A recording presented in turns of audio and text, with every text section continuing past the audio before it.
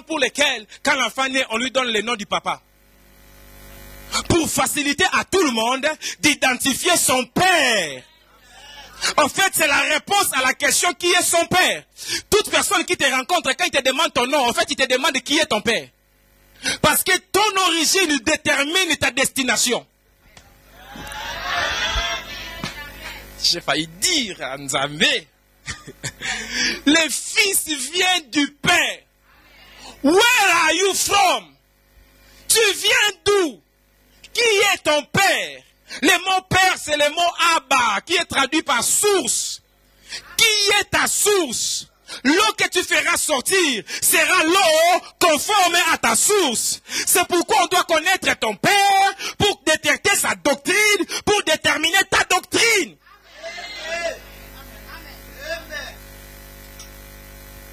Il y a trop de Melchisédek aujourd'hui. Il n'avait ni père ni mère.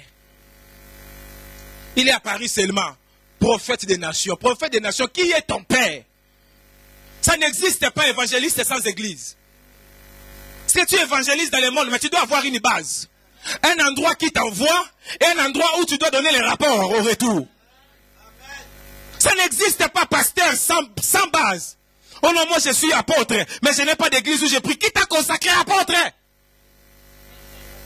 Ton apostolat, tu l'as reçu d'où? Où est l'endroit où tu as été formé? Où est l'endroit où tu as fait passer des stages? Où est l'endroit où tu as fait tes preuves? Tu sais, des gens comme ça, ils voyagent, ils quittent l'Afrique, ils viennent en Europe, ils disent, je suis pasteur. Tu es pasteur où? Qui t'a consacré? Quelle date? Où sont les photos? J'ai les photos de ma consécration. Oh, ça simple. C'est la grâce de Dieu. Le fils vient du père. Deuxième point. Le fils ressemble au père. Pourquoi? Parce qu'il a l'ADN du père. Il a les gènes du père. C'est la raison pour laquelle tout le monde qui est là, tu as le nez de ton papa, tu as l'oreille de ton papa, moi j'ai la forme physique de mon père. J'ai fait beaucoup de sport, ma forme ne change pas, je suis toujours comme ça. C'est la forme de mon père. Je ne peux pas renier mes origines. Un jour, j'ai vu mon frère, je l'ai regardé des profils, j'ai dit, c'est nous tous, hein? Il avait le sang fort. La forme de mon front, c'est caractéristique. Tous les membres de ma famille, on a la même forme de front. C'est les antennes prophétiques qui sont dedans. Le fils ressemble au père. Et je suis fier de moi-même. Parce que je suis merveilleux. Si toi tu n'es pas merveilleux, Talio. Oh, la Bible dit, je te loue parce que tu as fait de moi une créature. Pourquoi je suis merveilleux? Parce que je ressemble au Père. Le Père est merveilleux. Et il m'a fait à son image. Et selon ça, le Fils ressemble au Père. Si tu as un Père dans la foi, tu dois lui ressembler.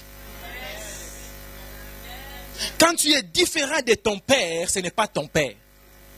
Vous savez, beaucoup de gens, c'est la première fois qu'ils avaient écouté Dr Kama ici il y a 2 semaines. Ils ont senti que c'est mon Père. Le fils doit te ressembler. Si tu es mon fils, tu dois me ressembler. Si moi je ne suis pas un voleur, toi tu ne peux pas être un voleur. Si moi je ne suis pas un escroc, toi tu ne peux pas être un escroc. Comment le papa est humble et le fils est orgueilleux? Comment le papa il craint Dieu, le fils il vit dans les péchés? Comment le papa il a une seule femme, le fils a 3 femmes? Comment le papa il ment pas, le fils menteur? Comment le papa dit, ça vient d'où? Le fils ressemble au père. Moi j'ai la vie de prière. Mon fils ne prie jamais. Ma femme elle est ici. 9 ans, hein? 9 ans de mariage. 8 ans. 8 ans de mariage. Je ne l'ai jamais frappé. Et pourtant il m'a donné l'occasion plusieurs fois. Mais toi tu es mon fils. 3 ans seulement. Le fils est l'ombre du père. J'aime beaucoup ça. Le fils est l'ombre du père. La Bible dit Jésus est l'ombre du père. Le reflet du Père. Pasteur, c'est ça, non? Pasteur Ephraim Onozo. Ça fait longtemps que je ne l'ai plus vu. Je suis très heureux de le voir le jour de mon voyage. Sa présence m'encourage pour voyager un peu. Je sais que les fils sont là. Oh, acclamez un peu, pasteur Raphaël. Amen. Pasteur Raphaël, je crois en toi. Le fils est l'ombre du père. Regarde, mon ombre, c'est ça. C'est ça mon ombre. Quelqu'un voit mon ombre, non? Mon ombre, il est là. Si je fais ça, vous voyez mon ombre sur les murs, non? Tout le monde le voit. Bon, yo ça arrose le bâté. Toi, tu ne vois pas mon ombre. Merci. Merci, maman, en tout cas. Ça, c'est mon ombre.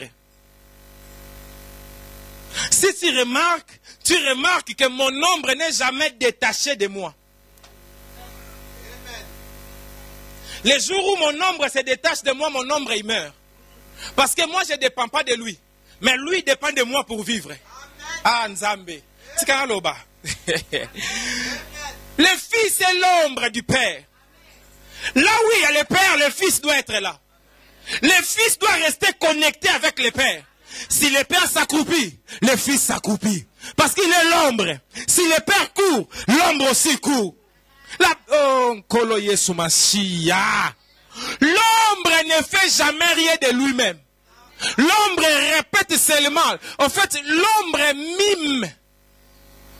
C'est-à-dire, il répète tout ce que la personne fait sans réfléchir, sans poser de questions. Ça, c'est le fils.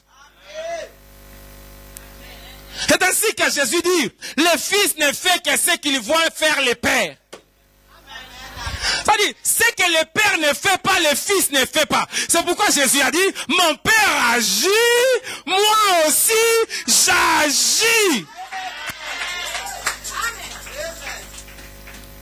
Le fils est l'ombre, Yaya. Or, l'ombre apparaît quand la lumière frappe la réalité. L'ombre est le résultat du contact entre la personne et la lumière. C'est-à-dire, là où il y a le fils, la lumière du père est là. Et l'ombre amène l'intérêt des gens, non pas à lui, mais à regarder la personne qui le reflète. Le fils honore le père en actes et en parole. Tu reconnais ton fils, la personne qui t'honore dans ses paroles et dans les actes qu'il pose. Le fils donne sa vie pour accomplir la vision du père. Dieu a tant aimé le monde qu'il s'est donné lui-même. Pardon? Dans le fils est innocent, il est assis là-bas. Le père dans ses amours, il dit, je vais donner mon fils pour mes amours. Il dit, moi j'aime le monde, je donne mon fils au père. Mais c'est toi qui les aimes, non? Toi-même, donne-toi pour eux. Mais lui, il prend le fils et dit, mon fils, je vais te donner parce que moi j'aime ces gens-là. Afin que quiconque croit au Fils ne périsse point, mais qu'il ait la vie éternelle. Et ces gens-là qui croient au Fils ne deviennent pas les fils de Jésus, mais deviennent les fils du Père. Ah, donc pour le Père, pour se fabriquer d'autres fils, il tue son fils unique. Ça, c'est un fils. Il donne sa vie pour accomplir la vision du Père. Amen. Le fils, tu le remarques dans son obéissance. Le fils ne cherche pas son intérêt, mais cherche les intérêts du père. Le fils aime la discipline du père. La discipline, c'est l'éducation. Le mot discipline, c'est le mot éducation. Traduit en grec, c'est le mot formation. C'est le mot encadrement. C'est le mot amener à la maturité. C'est ça, éducation. C'est ça, discipline. Le fils est la force du père. Le fils est la force du père. Le fils doit être ta force. Le fils, c'est la personne qui défend ta cause à la porte de la ville. Ton fils, c'est la personne où toi, tu es quelque part, tu ne sais pas. Mais lui, il se dispute à Guillotière, à Bellecour pour ton nom. C'est même pas son problème. Mais il se dispute pour toi. Ce jour-là, tu t'assois, tu dis, ça c'est ma fille. Ça c'est mon fils. C'est pas des gens qui écoutent parler sur toi, ils ne répondent pas, mais ils viennent rapporter. Eh, j'ai écouté là-bas, on parlait, qu'est-ce que toi tu as dit? Parce que toi, tu pouvais les faire taire. Toi, tu pouvais leur dire la vérité parce que toi, tu es avec moi. Tu connais la vérité. Le fils, il défend son père. Ça fait quelqu'un qui a un fils ne peut pas se battre. Son fils se bat à sa place. Le fils, c'est l'espoir des parents. Ça dit, tout parent qui se respecte, il sait que si j'ai un enfant, une fille ou un fils, je dois tout faire dans sa vie. De sorte que demain, si je n'ai plus la force, qu'elle lui me porte. Le fils retourne toujours au père. Ça, c'est la dernière caractéristique aujourd'hui. Le fils rentre toujours chez son père. Tu vois l'histoire de l'enfant prodigue, non? Il est parti, il est parti. Il est revenu. Tu vois l'histoire de Jacob, non? Il est parti, il est parti, il est parti. Mais il est revenu encore. Si je commence à citer ici, tous les fils de la Bible, ils reviennent toujours chez leur père. Et même Jésus lui-même, à un moment, il dit, Père, j'ai remis mon esprit entre tes mains. Et quand il est ressuscité, il est rentré chez son père.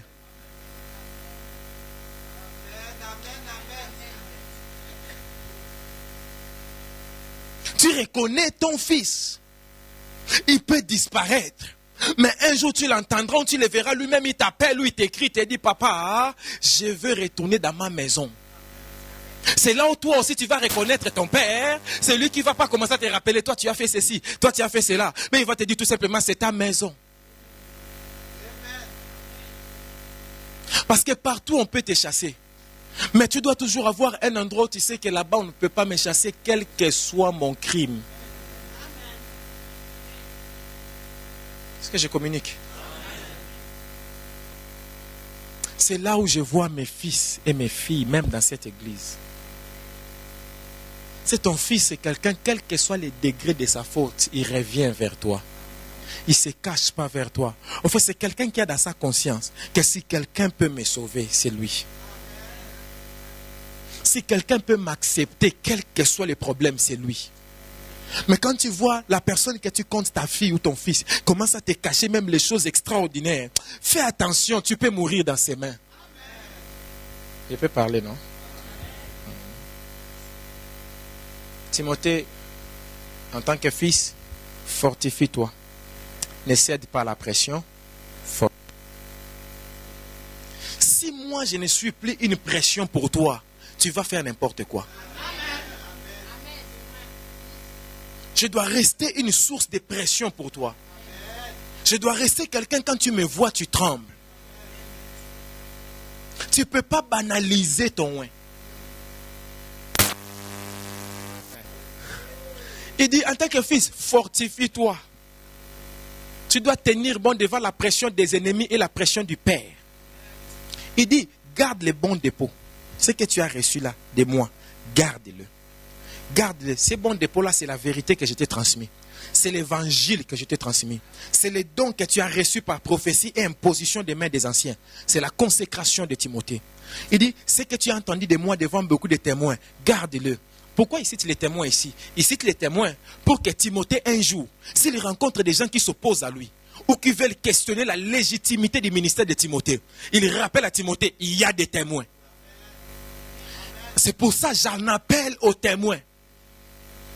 Ne fermez pas la bouche. Parlez dans cette ville.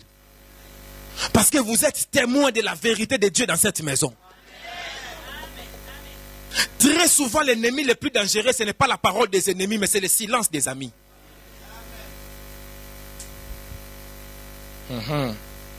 Garde le bon dépôt. C'est ton appel, c'est un dépôt. Ton ministère, c'est un dépôt. L'évangile, c'est un dépôt. Les dons, c'est un dépôt. Les expériences que tu as eues avec Jésus dans ta vie, c'est un dépôt que tu ne dois pas perdre à cause des difficultés de l'Europe. Garde les bons dépôts, Yaya. Les prophéties qu'on a prophétisées sur toi, Kishamou Yaya, garde les bons dépôts. Ton baptême d'eau, garde les bons dépôts. Tu n'as pas besoin d'aller en Israël pour qu'on te baptise encore dans les Jourdains. Garde les bons dépôts. Ça s'arrête pas là. Il dit, Timothée, tant que moi, Paul, je suis là, toi, garde. Mais quand moi je vais partir, ne garde plus. Transmets. Oh oh. C'est ce que je communique. Tu dois savoir quand parler, quand te taire. C'est là où beaucoup échouent. Tu dois savoir te taire et écouter. Il y aura un temps où tu parleras. Tu ne peux pas parler à tout au moment où tout le monde parle. Quand ça sera ton temps de transmettre, il dit, choisis des gens fidèles. Non pas, ne choisis pas des gens à cause de leur capacité. Ne choisis pas des gens parce qu'il est travailleur. Ne choisis pas quelqu'un parce qu'il est talentueux. Ne choisis pas quelqu'un parce qu'il donne l'argent. Ne choisis pas quelqu'un parce qu'il est disponible. C'est la souffrance de nos églises d'Europe. Les gens fidèles, souvent, ils ne sont pas disponibles. Parce qu'il est tout le temps au travail. Parce qu'il est tout le temps dans les démarches. Parce qu'il est tout le temps dans telle chose. Maintenant, les gens qui ne sont pas fidèles, ils sont disponibles.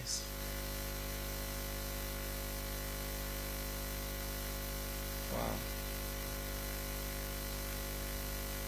Quelle souffrance. Ils cherchent des gens fidèles. Des gens loyaux. Des gens qui ne peuvent pas trahir.